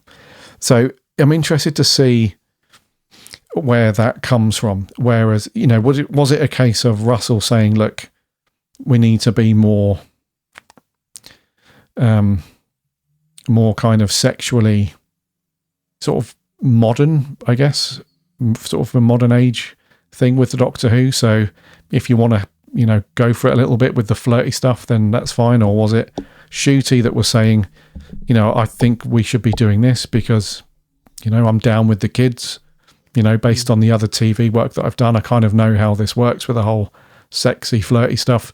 Or was it the writers that were like, look, we need a bit more this from the Doctor because of the chemistry we want to build between the Doctor and the character of Rogue and all that stuff. So I don't know, mate. Or it might be a combination of those things. But for me, I felt like when the Doctor wasn't sort of going over the top flirty with Rogue, the other times I thought he was really good. Like he is a great Doctor, and he's hitting, you know, most of the beats and stuff where he's intense, but he's also, you know, caring like Ruby is. And, you know, we spoke about the whole crying thing and whatnot. So it's a bit repetitive in some respects, but yeah, I'm struggling to think, is this a good performance in this episode, or is it not? Or am I indifferent? I hate being indifferent, but I don't know. It just seems like in one scene he's good, and then in the next scene it's like, oh mate, this is a bit cringy, you know. And then there's another scene where I'm like, why? Like you mentioned earlier, you know, why is he asking everybody to come into the TARDIS? You know, it seems like that, and I think, why are you doing that? You know, so that's definitely the writers. But then the flirty stuff, is that Shooty or was it Russell? I don't know. So I'm up in the air on Shooty's performance on this episode, dude. It's the whole sexual flirty thing is just, I don't know. It's difficult to sound prudish, and it's not being prudish. It's just how you feel about the character, I guess, and the show overall. But you'll have to help me out on this one, dude. What are your thoughts on Shooty? I agree with you completely, mate. Because I have been absolutely loving Shooty as the Doctor up until this point. I think he absolutely hit the ground running. But this episode has kind of tarnished the character of his Doctor for me. It's shown a side of his Doctor that I didn't like. This almost, I think I was going to say predatory. That's probably too strong a word, but I found it uncomfortable and slightly creepy the way he pursued this guy so heavily and so quickly after meeting him, and it was uncomfortable for me to watch it. So it's weird because now going forward, I sort of see his Doctor in a different way, if that makes sense, because of the way his behaviour in this episode. So I am going to put it mainly at the feet of the writers, and Russell, because I saw. I don't watch Doctor Who Unleashed. I probably will catch up with them at some point, but I saw a clip floating around on Twitter of the two writers discussing it on Unleashed, and they were saying that they went to Russell and said, we want to write this, and I'm quoting them because I don't particularly like this word, but we're going to write a queer storyline. How do you feel about that? And Russell told them to go for it. So it's absolutely down to them that the Doctor was written like this, and Shooty can only perform what's on the page to the best of his abilities. So, which I think he did. You know, I think he performed it well. But I just didn't like seeing the Doctor being like that. Quite frankly, just didn't like. He felt smug, overly confident, just a lot of characteristics, overly sexual, just a lot of characteristics that I don't associate with the character of the Doctor, and I didn't like seeing. So it has actually tarnished this 15th Doctor going forward for me, in all honesty. I don't want to see any more of this type of thing. You know, the odd flirty bit, fine, but I don't want to see any more, you know, that's so in your face as this. Any scenes from him with anyone else, because otherwise it's just, you know, it's like every other show now. You know, there's plenty of programs, like I said earlier, that I could watch if I want to watch that sort of thing. It's not what I tune into Doctor Who for, to see him, you know, pestering some guy into submission. You know, it's just not. So, performance-wise from Shooty, I think it was okay. There were some good moments from him. I did like it when he went a little bit Time Lord Victorious at one point. You know, when he asked how long what were they called? They had a weird name. What were the bird people called? The bird people? I want to say chumlers. It's not chumlers, is it? Chumlers. What were they called? The bird people. Cholder. When he asked how long they lived for, because he was going to put them in the trap, and it's quite nasty. He's like, good, you know, how long they'll suffer for that. And that felt very Time Lord Victorious and reminded me of like the Doctor at the end of Family of Blood when he was trapping them all in the Scarecrow and the Mirror. So that was a good moment from Ncuti where he started to turn a bit. It's gone a bit, gone to the dark side now because he's angry. So there were good moments like that, and he's definitely got great range. Ncuti, I think he's got potential to be a fantastic Doctor, but not when he's written like this. For me personally, it all comes down to taste, mate. It's not to my taste. If this is his Doctor, then that's not, in the same way that we all have characteristics of the Doctor that we like and dislike. This is not to my taste, but it will be to others. As I said, there's been a lot of positive reaction to this episode. A lot of people loved it. Maybe the audience, excuse me, that Russell is chasing, the under 30 audience, which I sadly don't fit into anymore, maybe that audience are lapping it up because that's what I'm seeing. But for me personally, the Doctor this week wasn't to my taste in terms of the way it was written. Oh dear. Yeah. No, I have to agree, mate. Yeah. And if anyone listening, if you're like on the opposite end of the scale, if you thought actually this was actually, you welcome this stuff in modern Doctor Who and you thought it was great, then that's cool. We know. We have to you shouldn't have to say this on blogs and podcasts and whatever, but we sort of have to caveat saying that we don't think this is, what's the word? We're not throwing around anything that's like against LGBTQ plus community people or gay. It's nothing to do with that whatsoever. It's just the feeling that I think we've got from seeing the Doctor be like that. And like you said, mate, it's kind of, unless there's a massive 180 in the next episode, in the next 2 episodes to come, it does make you feel a little bit like, is this how the Doctor is going to be now? Has it affected our view of how the Doctor is, prior to this episode and moving forward? I don't know. Well, I think it's the way it's handled. I mean, that's the thing. I didn't like the way he seemed quite sort of creepy. Really, the way he was sort of going after this guy. If it had been done in a more fun, flirtatious way, I think it might have been easier to watch. If he was just like, if there was a lot of banter, but he was just like all these smouldering looks and the sort of. It was just the way it was written for me. I'm not sort of against these things being put into the show per se. But I think they have to be handled a lot better than they were in this.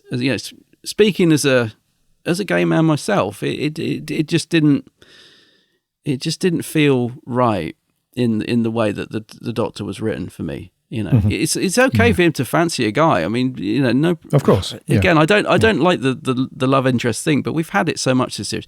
That's perfectly fine and flirting and stuff. But it was the way he was doing it that I felt uncomfortable with, almost a bit creepy, So yeah, I mean, yes, like I said, I shouldn't have to sort of hold this up. But obviously, in this day and age, we just have to make it clear. I think people know us well enough to know that our views on this sort of stuff. But yeah, just to sort of caveat that. But yeah, it's absolutely nothing against the Doctor fancying a man or being with him. Nothing like that at all. Whatever. It's just the nature in which it was portrayed. Yeah, for that's us anyway. The best way just of felt saying a bit it. like yeah. And okay, so all right then. Anything else on your notes that you want to bring up? Any other bits that you noticed? Music, perhaps. Music was okay. We got a few modern tunes played by orchestras and stuff in it. I think Billie Eilish was in there. Someone, I don't even know any of her stuff, but and Lady Gaga, Poker Face, I think was in there. So music-wise, it was okay. Kylie. Kylie, of course. Yes, of course, Kylie. How could I forget Kylie? The music itself, Murray's music and everything kind of suited the episode. Nothing stand out at all this week for me. The only other thing I would just like to quickly pick up on, mate, because I just want to get your opinion on it. Ever since we watched Devil's Cord, I've been convinced that the episode order have been changed, and it's become a bit of an obsession to me to try and work out what the original order might have been. And of course, this all could be in my head. Maybe they were always going to be in this order, but I still think the Devil's Cord was originally planned to be much later in the season because of some of the dialogue in it, the fact that Maestro says, the one who waits is nearly here before he gets the piano slammed down. To me, that felt more like a build-up into the final than this episode. And so I'm thinking episode 2 might have originally been either Dot and Bubble or this. And I'm actually going for this. I feel like this may have originally been in the running order, the second episode, because like you said, it's a very straightforward, in some ways, Doctor Who episode. It's just them going on an adventure and getting into trouble, blah, blah, blah. And there's no sort of, like you said it earlier, there's no sort of story arc bits coming through, so it would have been a good second episode for any sort of new audience members that they're trying to get in. So for me, I reckon this was originally the second episode, and I do wonder if the only reason that it's been moved later down towards the end of the series is because they may have been worried about, some sort of backlash to what they know is probably in brackets controversial, story and stuff. And I just wonder if they felt it was better to get the series rocking and rolling and put this one on later on down the line. So that's my feelings on it. I reckon this could have been the original second episode, and Devil's Cord would have been probably here to lead into the final with the Maestro saying the one who waits is nearly here and stuff like that. So what thoughts on that, mate? Yeah, you make a good point with that. I think there was some... Yeah, they kind of shuffled them around as and when needed, it feels like, because it was all filmed quite a while ago. So this episode, coincidentally, you mentioned the Devil's Cord. This was filmed alongside that episode in the fourth filming block, apparently, which was back in May of last year, so over a year ago. And so yeah, I'm wondering if you make a good point, if it's if they felt like initially the sort of build up would have been to sort of establish the Doctor a bit more as a character, have a bit more lightweight episodes like this one, and then build up into the heavier stuff towards the end of the series, with the Devil's Cord leading on to the finale with Ruby and all that stuff. So yeah, it's probably, maybe it would have been that way initially, but they've, somebody has got their fingers in the pie. I'm like, I think we should do this instead. Don't know. Yeah, I just wonder if they were worried it might have turned viewers off early on in the series. They probably worried about stuff that actually they probably didn't need to be worried about, because it's got I know that I didn't enjoy particularly, but it's got a really positive response from the majority of people. I mean, a lot of the podcasts, regular podcasts I listen to, I think I've heard one that was slightly against, not against it, but slightly didn't enjoy it. Most of the podcasts I listen to have really enjoyed it. The posts under the Twitter, which are normally full of hate, have been mostly positive. So they probably didn't need to worry. I think it's got a better reaction than perhaps they were bracing themselves for, But I do wonder if that might have been a thought in the back of their mind of, do we want to take that risk early on in the series? Maybe we should move it. Because don't forget, there's that scene as well in Devil's Cord where Ruby's tied up in the notes, and Maestro says something like, "This girl is unusual. Like, why can't it get the last music note out of her or something?" You know what I mean? He alludes that there's something different about Ruby, doesn't he? When she's tied up in the piano notes right at the end. So that, again, could have led into... Because we've had no reminder of any of the threads leading into the final from this episode. So we sort of feel like... I feel like we're going into the final a bit cold, to be honest. Whereas I feel Devil's Cord might have reminded us of, oh, yeah, the one who waits is coming. That's right. Oh, yeah, Ruby's a bit different, So I don't know. It's just a theory, mate. I like to theorise about these things. I just feel like this could possibly have been moved. Yes, I agree. Ah, cool. Could have been, dude. Yeah. But apart from that, got nothing else on the notes. It's normally... Yeah, and also on that, related to that, you would have, in my opinion, you would have spaced out the Doctor Light episodes a bit as well.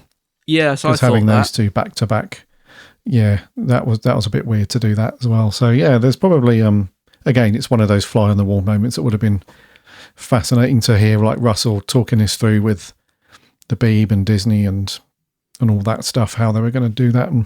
But yeah, it's a bit weird. And you're right, we're going into the episode a little bit cold next week now. So who knows? What's the runtime for next week? Do we know? I think next week, this was 45. Oh, it's 45 as well. Okay. Yeah, I think next week's 45, Okay. and then I think the week after is slightly longer. It might be 55. I'm not sure. Right, gotcha. Yep. Just two very quick things on my list, dude. The first one is a very quirky little thing, but I thought it was really cool when the Doctor starts singing that song from the original Charlie and the Chocolate Factory movie. Yeah, that was cool. Pure imagination. Yeah. There you go, just like that. Yeah, that could have been him. Yeah, it could have been. Yeah, but I thought that was really cool because it's the parallels are definitely there. You know, if you watch that original Willy Wonka and the Chocolate Factory from back in the day, you do have that thing where from the outside it's just a boring factory that looks fairly small, and then you go in and it's this amazing world of, you know, it's much larger on the inside and it's full of magical stuff and crazy stuff. So the parallels there, and going into the TARDIS is very cool. So I thought that was a great little touch, and I love the way that Ncuti sort of did that little musical thing as Rogue was walking in. Yeah. So that was very cool. And then obviously we need to mention very quickly, we had another appearance of Susan Twist, but this time not as a character in the episode, but as a portrait on the wall. And once again, they're like, you know, we recognise that woman, you know, so there's definitely a thing with that, isn't there, to come? Oh, definitely. Yeah. I could see it in the next time trailer. We got all the flashbacks to the different Susan Twists. So yeah, I'm intrigued by this, I must admit. Yes. I liked the Charlie in the Chocolate Factory bit as well, mate. Just wanted to say that because there were lines of dialogue like, "Honey, I'm just here for fun," which I didn't like. And then there were nice moments for the Doctor like that, which I did like. And I also did like the line about the name's Bond, molecular Bond or whatever, when he was trapped in the thing. I thought that was quite a good line. So, yeah, despite there being a few lines I didn't like, there were some other bits like that, which I did. Oh, okay. Yeah, that was kind of cool, wasn't it? Yeah. Okie dokie. Let's get a score on this then. I think it's me to go first, isn't it? Yeah. Go for it. I'm going to give this a 6 out of 10. What? A 6? I'm going to give this a 6. Yeah, because I think it's... I wouldn't say it's like a 5, I'm on the fence, middle of the road sort of thing. I did think it was a reasonably cool sort of isolated little story, but there was just nothing really that could, you know, boost the score up for me above that. And because of the Doctor's, you know, that whole cringy, flirty thing with those two and whatnot, that definitely doesn't take it over anything over a 6 for me. So slightly better than middle of the road for me, dude. What about you? Yeah, you're higher than I thought, mate, to be honest. So on a first watch, mate, this was a 3. This was lower than Space Babies, which I gave a 4. But on a second watch, I definitely enjoyed it more. So I'm around a 4 or a 5. I am going to plumb it for a 5. I am going to stick it right in the middle because it's and the reason is because I am after a second watch very much on the fence with it, that I don't really know how I feel about it, to be honest. On a first watch, I absolutely knew I didn't like it. But the second watch, I did see things I liked about it. And so I am very much in the middle on this one. It kind of needs a third watch, really, but I don't think it's going to get one anytime soon, if I'm honest. So I'll plump in the middle, mate. I'll go with a 5. You're in on a 5, are you? Yeah. Okay. Yeah, I can see that, dude. Right, so a 6 from me and a 5 from him. What did our awesome listeners think? You guys got in contact over on the Twitter or X, whatever you want to call it these days, and on Facebook. So let's rattle through some of these. Over on Twitter then, our writer Jordan said, a proper good romp with the aliens in history. The bird creatures look great and were silly enough to be proper Doctor Who monsters. Millie and Ncuti were fantastic too, as was Jonathan Groff, who I hope returns as Rogue. This was the most Who Doctor Who has felt for a while. Oh, blimey, go on. Interesting. Chippy T says, take the kiss out of it and the excellent costumes, dances, and not much else happened. Generally looking good. The Regency Captain Jack was good. Ncuti was good, but any surprise at the aliens was spoiled by the Beeb previews showing you exactly what they were. True. Fun, but a 6 is being generous. Okay. Gotcha. Yep. Tom Turlow says, fairly good story, very much Doctor Who by the numbers, but that's not necessarily a bad thing. I wasn't overly thrilled with the romance and with Rogue.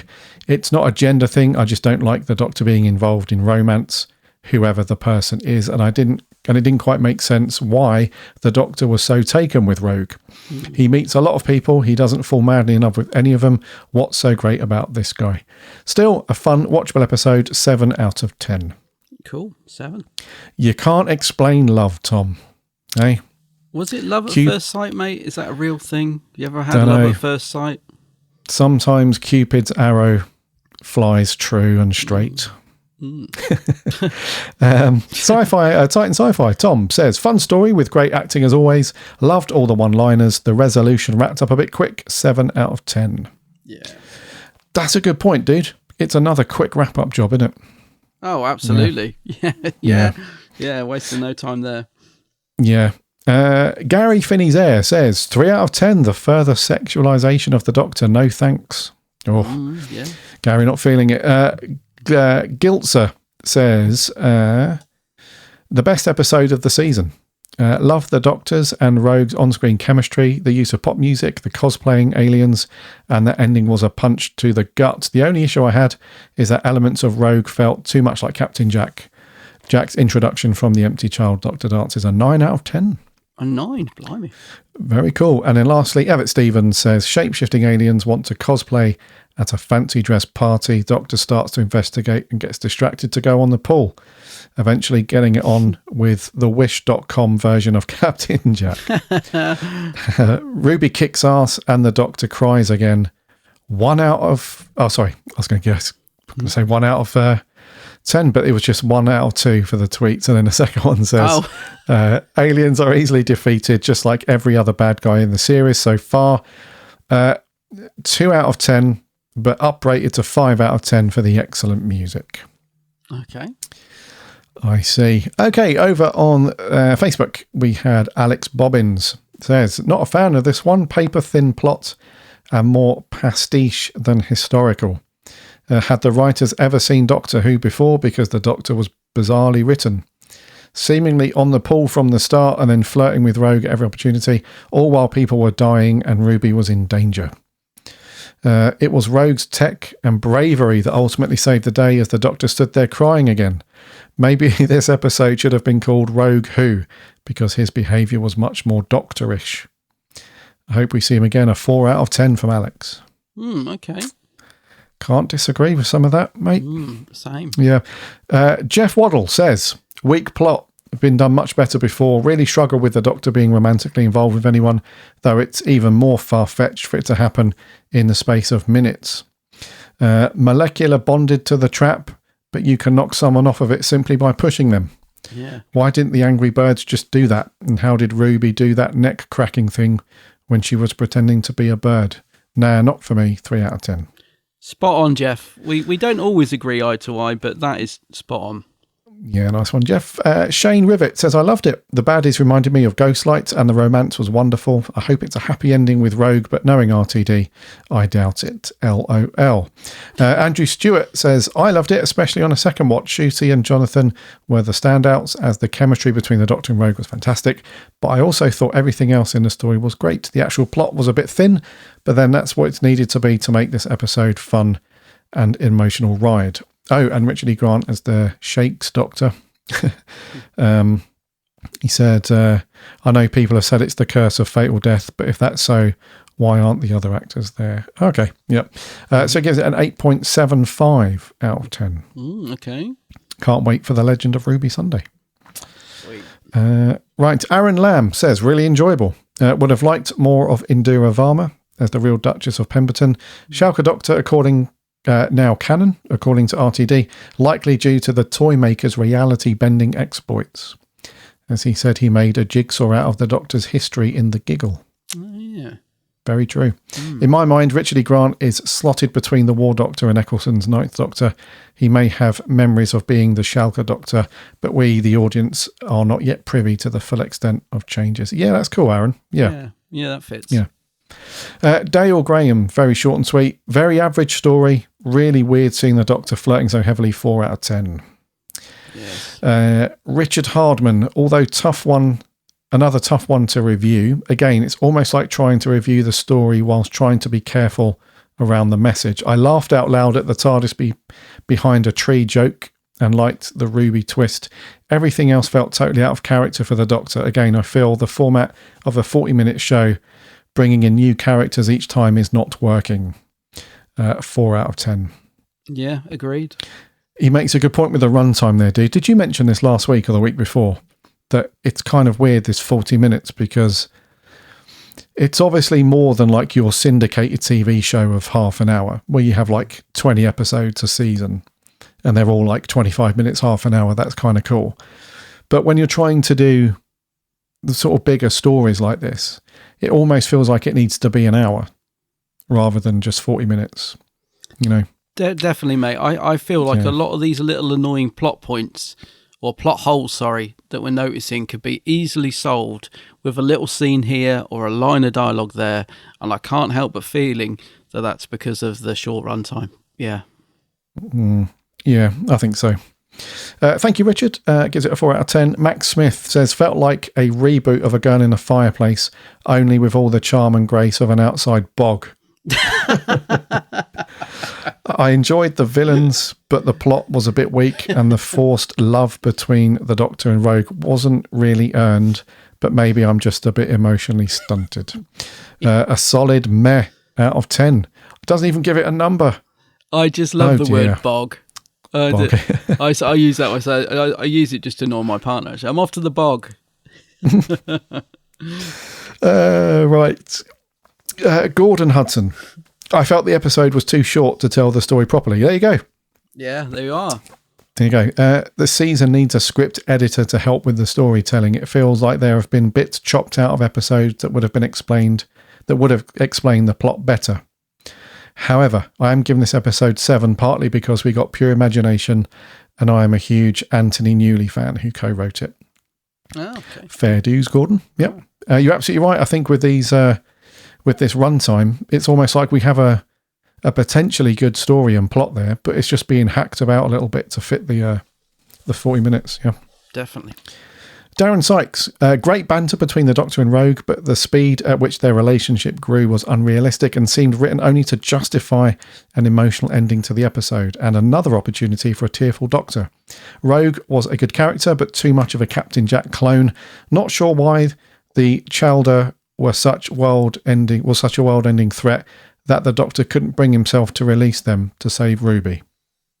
I'm sure a Chinese fowling gun from the time would have finished them off. 6.5 out of 10. Cheers, Darren. I did think that on the second watching it, mate. Like, they're not. Can't you just like turn it off? I don't know. Like, were they that big a threat? I don't know. Paul Graham. Definitely feel I need a second watch. Sometimes the dialogue moves so quickly, I feel I need more time to take it in properly. Not sure how I feel about the romance. It all felt a bit rushed and sudden, and yet it was believable, and the changing interaction between the two characters was fascinating. The most important part of the story for me was the body-snatching aliens. They're an interesting new threat, and the Duchess was a great character before and after she was taken over. 8 mysterious women. Who is she in brackets out of 10? Okay, cool. Mark Hugill says, thought it was awful. And my wife agreed. Bridgerton never appealed, so was set to be disappointing anyway. Weak plot, didn't think much of Rogue's character or Groff's performance. Bird makeup was better on Twin Dilemma. Ooh. Not a fan of the Doctor being romantic, still not recovered from the TV movie Smooch with Grace. Just give me a cracking story and some scary monster or devious villain. Millie was good though, a 2 out of 10. 2 out of 10, blimey. Craig Collier says, I found this one had it all. Entertaining action, very funny, especially the song part and even a love story. I must be honest, I wasn't too keen on the kiss, as I feel it should have been left like Jodie's, where it almost happened, but they did click very well. Ruby played her part very well as well. Overall, enjoyed this one very much and would definitely revisit. I still can't believe they have written the Doctor to cry in almost every episode. I don't expect anything more than to see him cry again in the last 2, being it's the finale. I wonder if we'll see Rogue in season 2. 8 out of 10. An 8, okay. And to finish on a high note, Russ Hilton says, possibly the best episode of the season so far. Great story, great acting, and great multi-Doctor reference. 9 out of 10. A 9. Okie dokie. A 9. Yeah. So, dude, a bit of a mixed bag, which I think has been the case for this season so far, mate. Yeah. I think every episode has been quite divisive. You know, we've not seen one episode where everybody loves it or everybody hates it. It's been like for me, I thought Dot and Bubble was dreadful. Yeah. But, you know, the rest of the Who fandom absolutely loves it by the sound of it. And I think we just had that with every episode. It's like there's no middle ground. There's hardly any 5s and 6s. It's either like you really like it and it's an 8 and a 9 or a 10, or you really didn't like it and it's a 2 out of 10 or a 3, whatever. So, yeah, kind of divisive again, dude. But let's say the average is a 7 for this one then. Yeah, I think around a 7. I'm looking forward to talking over this whole series once we get to the end of the final and just reflecting back on it, because I think we're going to have some interesting takes on that when we look over this series as a whole. Yeah, definitely, mate. Defo. All right, then. On that divisive note, then, let's wrap it there, dude, for episode 401. Alrighty.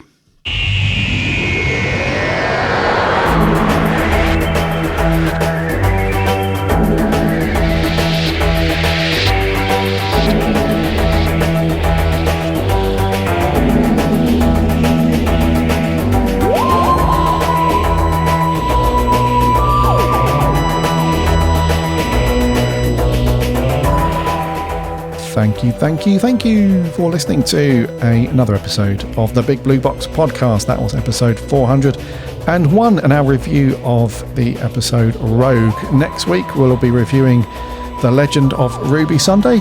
So we'll be asking for your thoughts as always. So whether you watch that on the iPlayer or BBC One or Disney Plus, wherever you are, we'll be asking for your thoughts. So keep an eye out on the socials for that. In the meantime, make sure you are following or subscribing to the podcast wherever you get your podcasts, so you won't miss an episode when it goes out every single Friday, plus the monthly roundtable episodes with the writing team. You'll get all that, so make sure you're following. To get that stuff, you can listen on the website as well, which is bigblueboxpodcast.co.uk, and you can also check out all the reviews and articles from the writing team there. You can also link off to the socials. We chat Doctor Who throughout the week on there, so get involved and give us a like and a follow to chat Doctor Who. And we've also got a really cool free Discord server. The link's on the website. Hop in there for lots of cool Doctor Who chat. And also check out my co-host channel. Don't forget to remember to do this. It's on YouTube. It is, of course, the Geeks Handbag. Geeks Handbag. Check out my channel on YouTube. Also on all the socials, including everybody's favourite TikTok. Oh, TikTok, here we go. He's on it now. I nearly swore. I was just about to say something really naughty there. As if we were just chatting, mate, you know? I was like, as if I forgot we were on a podcast. I was about to say something bad. Anyway, didn't. So, yeah. Check out Adam's stuff on TikTok and YouTube. Until next time, my name's Gary. My name's Adam. And remember,